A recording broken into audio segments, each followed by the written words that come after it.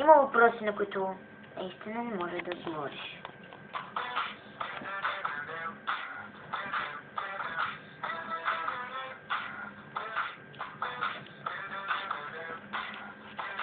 Така, трябва да отговоря на първи въпрос. Колко годишни бихте били, ако не знаете на колко сте в момента? Следващия въпрос.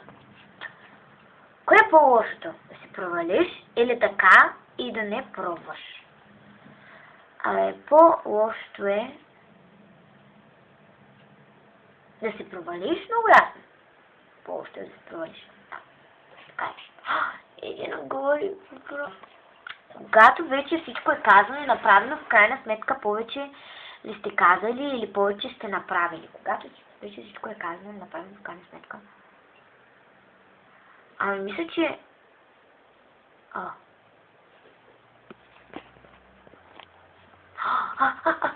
Кое е едното нещо, което най-много бихте искали да промените в света? Най-много бихте искали да промените в света. Бих искала да се спрат всички войни между хората. Тоест, искам да се уважават. Не, примерно, да минаваш по улицата.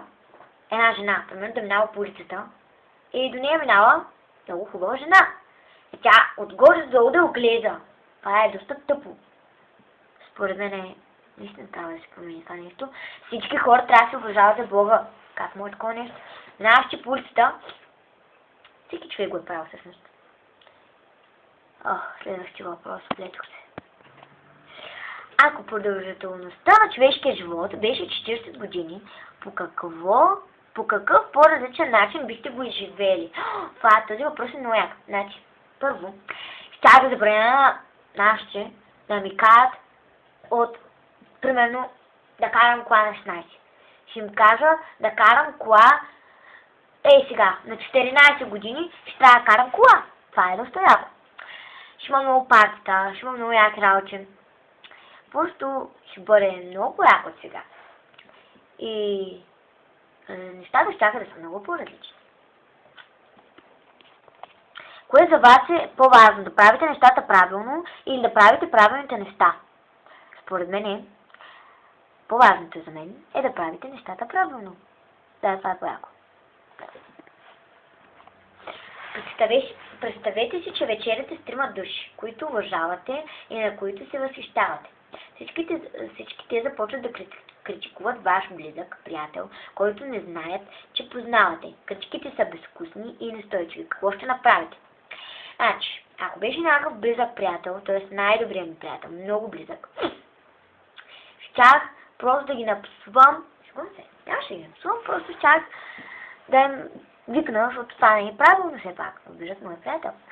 Не стотиите са ми приятели. Щях, както ми се вдигаш в очите, или как беше? Както ми се издигаш в очите, така и падаш. Не, това е просто доста тъпо. Ако можете да дадете на едно новородено бебе само един съвет, какъв би бил той? Щях да му кажа да не яде бебешките каши, защото са ужасни. Когато брат ми беше малък, опитах от кашата му, беше ужасно. По-добре не да ядеш. Бихте ли нарушили закона, за да спасите обичан ваш човек? Естествено. Естествено. Бих, разбира се. Кое е нещото, което не сте направили, а истински сте искали? Какво ви спира? Живота ми още не е свършил.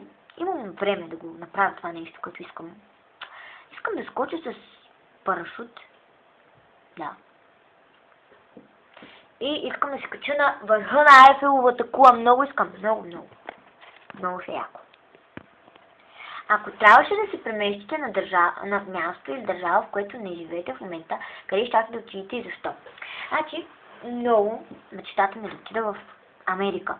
В Ню Йорк. Искам да отида в Ню Йорк. Защото там е супер яко. Тоест, не знам дали е яко, но хората, които описват, имам познати, не познати, да, познати всъщност, казват, че е много яко и аз искам много да отида. Сигурно няма да се, защото, дано да си Натискали ли сте копчето на асансьора повече от веднъж? Наистина ли си мислите, че това ще го направи по-бърз? Не! Много се страхува от асансьори. Качвала съм, много пъти се качвам на асансьори. Но като тръгне да върви, и аз цялата съм в паника, защото си мисля, че ще стане, ще да седне. И се чудя всяка една минута се чудя, мале, как ще се освободил тук. Много ме е страх от асансьори. Много. Какво предпочитате, да сте загрижен гений или весел глупак? Весел глупак. Това е по-якото. Защо това, което сте вие? Питай мама. И... да. Тези въпроси бяха супер яки. И... дано да имате трето видео всъщност. И благодаря. Ако ви е харесало, моля ви само начин да харесваме. И се абонирайте. Те първо започвам да правя яките клипове.